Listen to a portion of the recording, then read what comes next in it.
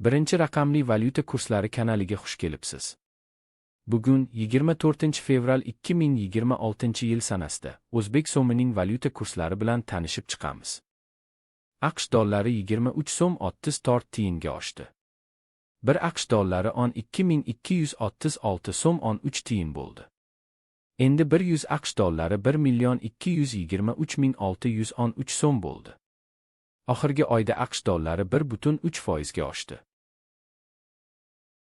Yevro 28 so'm 77 tiyinga oshdi. 1 yevro 14.439 so'm 86 tiyin bo'ldi. Endi 100 yevro 1.443.986 so'm bo'ldi. Oxirgi oyda yevro 1.8% ga oshdi. Rossiya rubli 42 tiyinga tushdi. 1 Rossiya rubli 159 so'm 10 tiyin bo'ldi. Endi 1000 Rossiya rubli 159.100 so'm bo'ldi. Oxirgi oyda Rossiya rubli 0.1% ga tushdi. Xitoy yuani 3 so'm 38 tiyinga oshdi. 1 Xitoy yuani 1771 so'm 12 tiyin bo'ldi.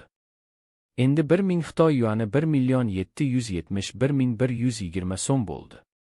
Oxirgi oyda Xitoy yuani 2.0% ga oshdi. AQSh dollarining Rossiya rubliga nisbatan kursi 35 kopeykaga oshdi. 1 AQSh dollari 76 Rossiya rubli 91 kopeyka bo'ldi. Endi 100 AQSh dollari 7690 Rossiya rubli 84 kopeyka bo'ldi. Oxirgi oyda AQSh dollarining Rossiya rubliga nisbatan kursi 1.4% ga oshdi. Ertaga yangi kurslar bilan uchrashguncha like bosib obuna bo'lishni unutmang. Qo'ng'iroqchani bossangiz video chiqishi bilan sizga xabar beraman. Kuningiz xayrli bo'lsin.